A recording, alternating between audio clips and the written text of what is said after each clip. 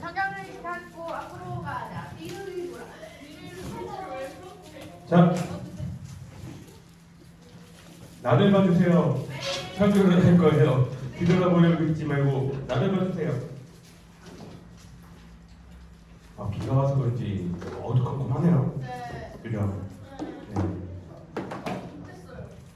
자, 우리 성경책 들고 얼른 봅시다. 말씀 볼게요.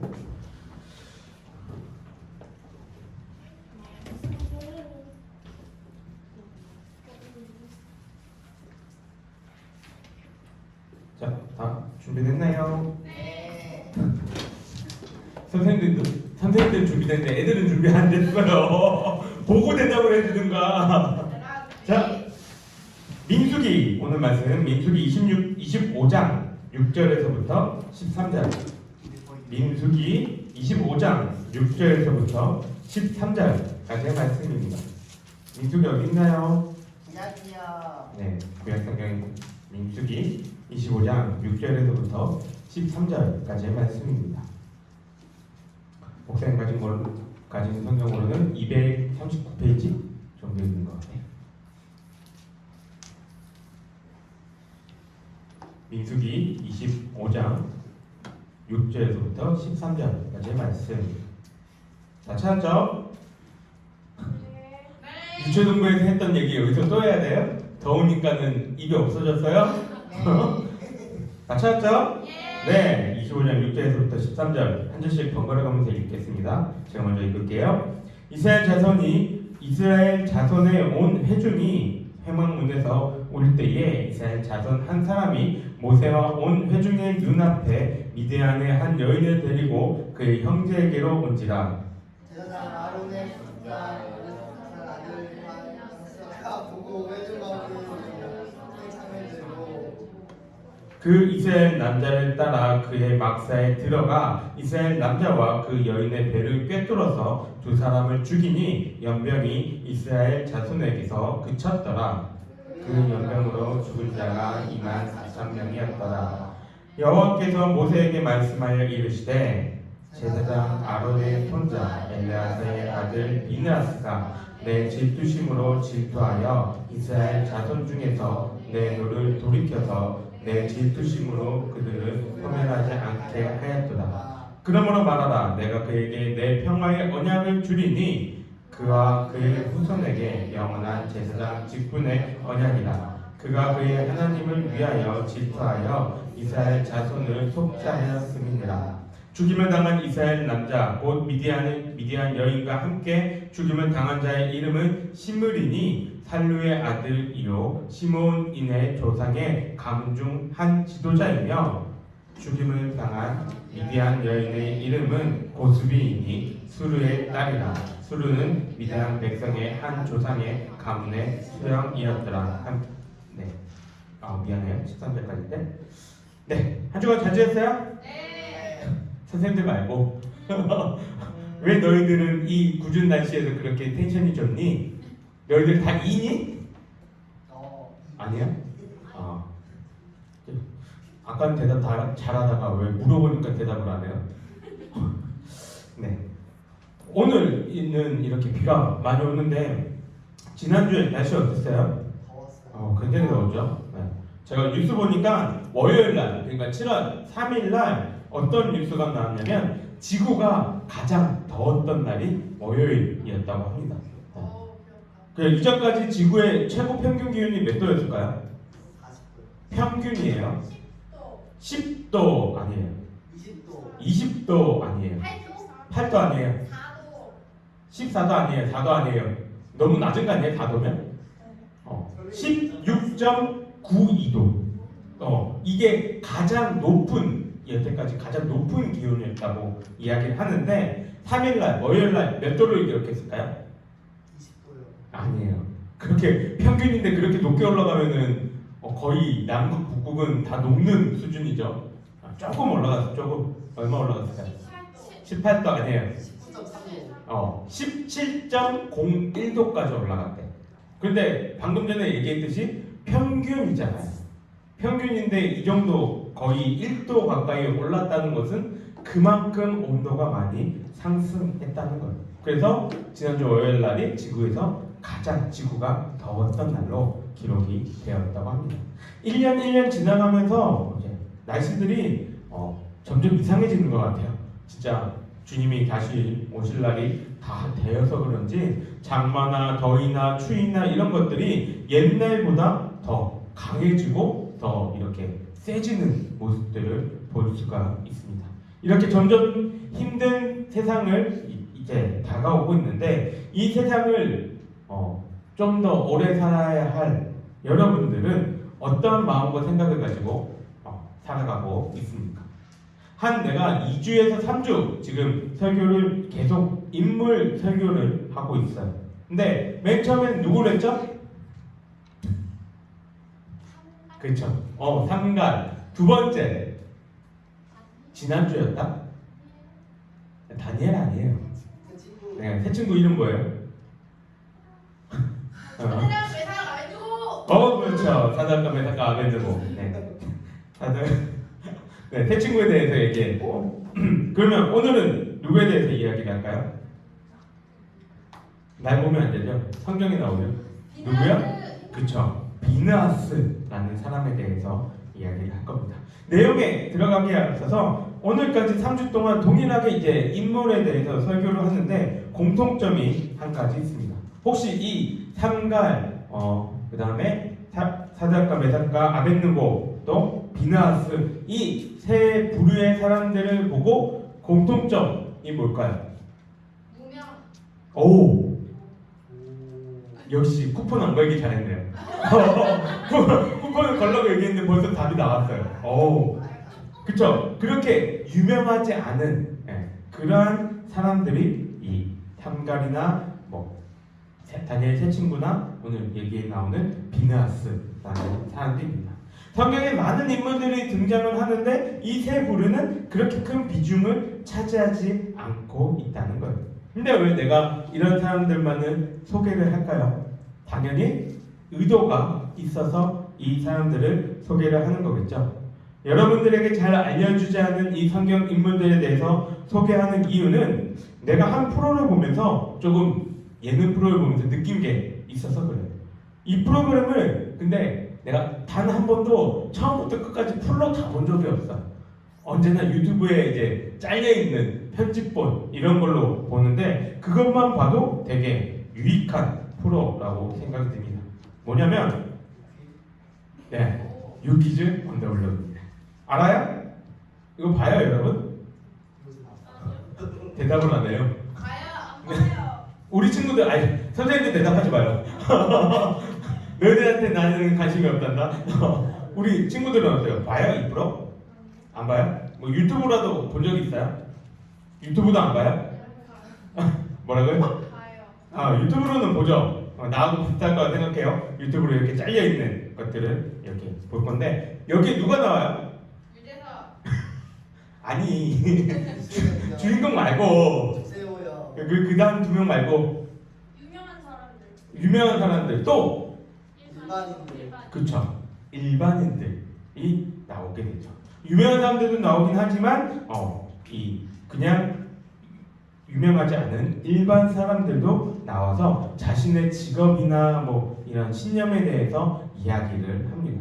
그걸 보면서 되게 배울 것도 많고 도전이 되는 그런 것들이 있다는 것을 느꼈어요. 내가 모든 직업이나 인생을 살아볼 수가 없으니 그 길을 가고 있는 사람들의 이야기를 들어보면서 사람에 대해서 이해하고 정보를 얻게 되는 것이죠. 이 사람들이 TV에 나왔다고 해서 그렇게까지 대단한 사람들도 아니에요. 그냥 이 일반인들을 보면은 그런데 그 다른 사람들보다는 뭔가 하나 다른 특별한 한 가지가 있기 때문에 이 사람들은 이렇게 TV에 나오는 것 같았어요. 그게 뭐냐면 어떤 사람은 새벽 5시에 항상 일어나서 영어 공부를 한대요. 그리고 또 어떤 사람은 목포에서 이제 결혼식장을 운영하는데 돈을 받지 않고 운영을 하는 거예요. 근데 그 운영을 하는데 아버지가 그걸 운영하다가 이제 아들한테 물려줬는데 아들이 그 아버지의 장례식이 있던 그날에도 무료로 이제 결혼식을 하는 사람들 때문에 그 결혼식장을 열었던 그러한 스토리들을 이야기를 하는 그러한 좀 특별한 점이 있는 것을 봤습니다. 그래서 이 특별한 한 가지가 이 사람들을 남들과는 조금은 다른 그러한 삶을 살아가게 하는 것이죠. 우리가 몇 주간 살펴보고 있는 이 신앙의 인물들도 마찬가지입니다. 이들은 우리들과 별로 다를 게 없는 동일한 사람들이에요. 그래서 야고보서에서 뭐라고 얘기하고 있냐면 엘리야는 우리와 성정이 같은 사람이로되 라고 이야기를 합니다. 그런데 그러한 성정이 같은 그가 비가 오지 않기를 간절히 기도했더니 몇 년 동안 비가 안 왔다고요? 3년 6개월 동안 비가 오지 않았다라고 이야기를 합니다. 3년 6개월 동안 간절히 기도하니까 비가 오지 않게 했던 엘리야. 엘리야가 엄청 뭐 대단했던 게 아니라 그는 뭐라고 얘기해요? 야고보서는 우리와 성정이 같은 사람, 우리와 성질이 같은 사람, 우리 같은 사람이라고 이야기를 합니다. 우리 같은 사람이 그 엘리야가 그러면 어떻게 이렇게 할 수 있느냐? 그 이유는 앞절인 16절은 뭐라고 얘기하냐면 그 기도가 의인의 기도였기 때문에 라고 이야기를 합니다. 다른 이들과 엘리야가 달랐던 한 가지, 엘리야는 의인이었다는 것이죠. 그럼 이제 오늘의 주인공인 비나스에 대해서 살펴보도록 하겠습니다.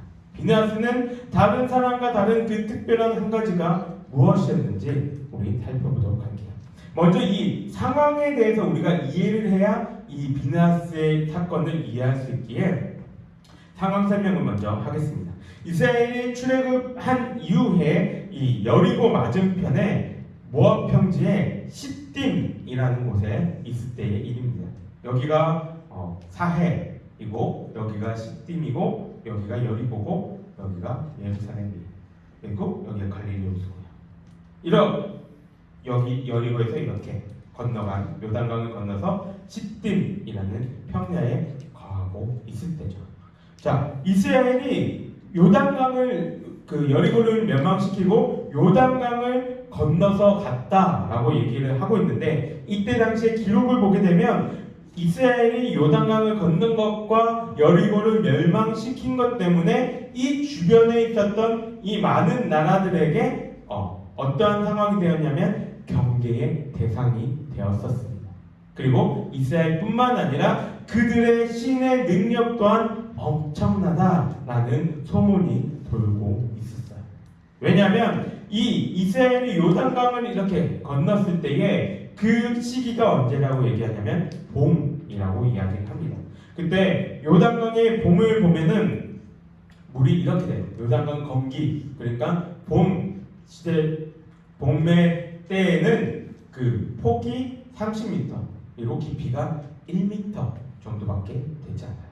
그러면 봄이 아니죠. 건기, 겨울 때, 겨울이나 이런 때는 폭이 30m, 1m, 깊이는 1m밖에 되지 않습니다. 1m밖에 되지 않으면 어떻게 해요? 그냥 잘 건널 수가 있는 거예요. 근데 요단강을 건넜던 이스라엘 백성들이 건넜던 시기가 언제였냐면 3월에서 4월 우기예요. 우기는 지금처럼 비가 많이 오는 시기를 이야기합니다. 이때 요단강의 강물은 어떻게 되냐? 깊이가 3m에서 4m가 되고 그 넓이는 보고 있는 것처럼 1.6km까지 늘어나게 돼요. 그러니까 이 시기에는 요단강을 건널 수 없는 그러한 시기가 되는 것이죠. 근데 이 시기 때에 이스라엘 백성들은 요단강을 건너갔다는 것입니다. 또 하나 이들이 겁먹은 이유를 여리고성을 무너뜨렸다 그것 때문인데 그림을 보게 되면 고고학자들이 발견했던 여리고성의 그 모습을 재현해 놓은 것입니다. 보고 있는 것처럼 여리고성은 밑에 도랑이 있고 그 다음에 밖에 외부 벽이 있고 그 안에 또 하나의 벽이 있는 이중구조로 되어 있습니다. 그러니 이 이중구조의 여리고성을 침략하는 것이 쉽겠어요? 어렵겠어요? 어렵다는 것이죠. 그래서 여리고를 이 그 지역에서는 난공불락의 요새로 여기고 있었는데 그런 여리고를 칼 한 번 휘두르지 않고 점령했다는 소문들이 이 지역 사람들한테 펼쳐진 것이죠. 지금 이스라엘이 진을 치고 있는 이 모압 땅은 발락이라는 왕이 다스리고 있었는데 이 소문을 들은 발락은 그 지역에서 유명한 무당이었던 발람이라는 사람에게 이스라엘을 저주해달라고 요청합니다. 왜냐하면 이제 자기한테로 다가오고 있으니까 싸움으로는 안 될 것 같으니까 저주를 해서 그들이 다가오지 못하게 하는 것이죠. 그런데 발람은 하나님을 두려워했고 하나님은 이 발람의 입을 통해서 저주보다는 축복을 말하게 하셨습니다. 그리고 하나님은 다른 신을 섬기고 있는 이 무당에게도 하나님은 나타나셔서 자신의 뜻을 행하셨습니다. 여기까지가 이 일이 벌어지고 오늘 우리가 읽은 본문의 전반부의 내용이에요. 자신을 섬기지 않는 무당에게도 나타나셔서 하나님의 뜻을 말씀하셨는데 이스라엘 백성들은 그러면 어떻게 해야 될까요? 하나님을 잘 섬겨야 되나요? 잘 섬기지 말아야 되나요? 잘 섬겨야 되는데 이스라엘 백성들은 뭘 했냐면 25장 1절을 보게 되면 모압 땅의 여인들과 음행을 하였다라고 이야기를 합니다. 하나님은 분명히 모세를 통해서 가나안 땅의 여인들과 관계하지 말라고 말씀하셨는데 그것을 들었음에도 불구하고 이스라엘 백성들은 그 말을 듣지 않았다는 거예요. 게다가 이 여인들을 따라서 이방신에게 제사를 지내며 절하는 일까지 벌어지죠. 이제 하나님이 어떻게 하셨을까요? 이스라엘에게 벌을 내리십니다. 아까 보니 연병을 보내셔서 24,000명이 그 벌 때문에 죽었다라고 9절은 이야기합니다. 이 일들이 벌어지고 있는 이스라엘 진영의 분위기는 지금 어때요? 기뻐요? 축제 분위기입니까? 아니죠. 우울하고 완전히 초상집에 절망과 좌절이 가득할 겁니다. 요새도 이런 말을 쓰고 있는지는 모르겠어요. 써요? 선생님들 얘기하지 마요. 준영아 써? 안 써? 무슨 뜻인지는 알지? 왜? 뭐 얘기를 못할 만큼의 은어들이야? 아니지 않나? 내가 알고 있는 의미는 그게 아닌데 낄 땐 끼고 빠질 때는 빠져라 라는 뜻이거든요. 무슨 의미예요 이게? 어떤 분위기나 상황 파악을 잘해서 내가 지금 이걸 할 건지 안 할 건지 그거를 생각해 보라는 뜻이잖아요. 그죠?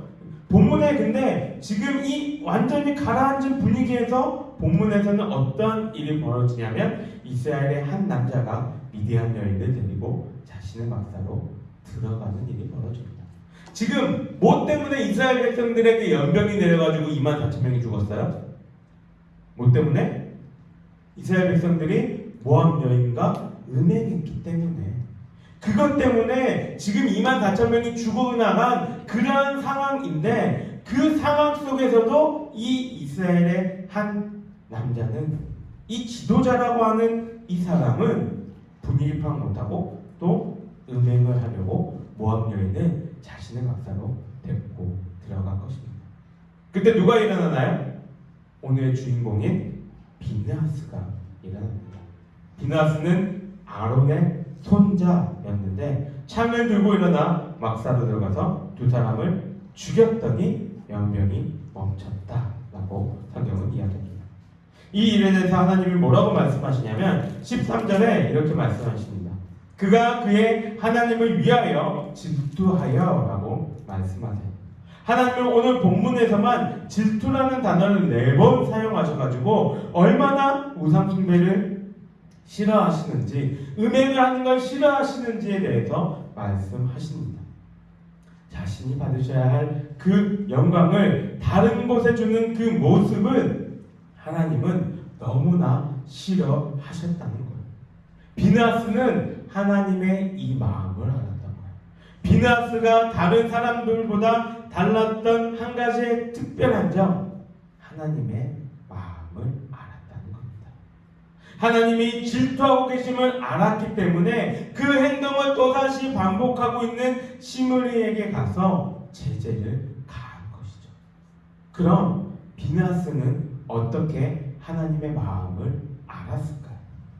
13절에서 비느하스가 하나님을 위하여 질투하여 라고 이야기를 하고 있는데, 여기에 질투라는 단어 속에는 열심이라는 뜻도 함께 들어와 있습니다. 즉 비느하스는 하나님에 대해서 열심이 있었다는 거예요. 하나님에 대한 열심은 뭘 의미할까요?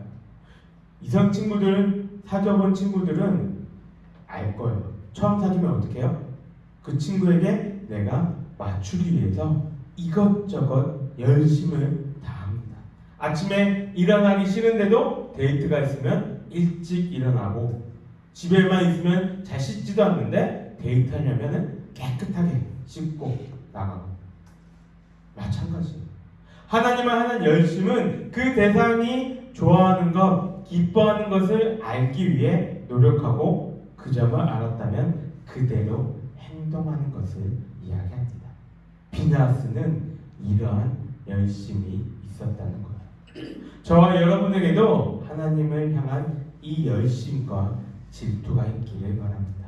일주일에 한 번 말씀을 듣는 것으로 끝이 아니라 하나님에 대해서 궁금해하고 알고 싶어하는 그러한 열심이 우리 가운데 있기를 주님의 이름으로 간절히 소망합니다. 기도하겠습니다. 사랑과 내가 충만하신 하나님 아버지 감사합니다. 오늘 비느하스를 통하여서 우리 친구들과 또 하나님이 질투하시는 것과 또 그 질투를 알았던 비느하스가 어떻게 행동하였는지에 대해서 살펴보았습니다. 하나님, 우리도 비느하스와 같이 하나님의 향해서 열심을 가질 수 있게 하시고, 또 하나님이 질투하시는 그 점에 대해서 질투하며 하나님의 말씀대로 살아가기를 원하는 우리 친구들이 되게 하여 주시옵소서. 우리 친구들의 삶 가운데서도 주님께서 지켜보아 주시고, 더운 날씨 가운데서 주님의 크신 그 은혜와 사랑을 부어주셔서 우리 친구들이 더욱더 주님을 알아가며 주님을 원하는 그러한 시간들 될 수 있도록 주님 함께하여 주시옵소서. 여호와는 내게 복을 주시고 너를 지키시기를 원하며, 여호와는 그의 얼굴을 내게 비추사 은혜 베푸시기를 원하며, 여호와는 그 얼굴을 내게로 향하여 드사 평강 주시기를 원하노라. 아멘. 수고하셨습니다. 감사합니다.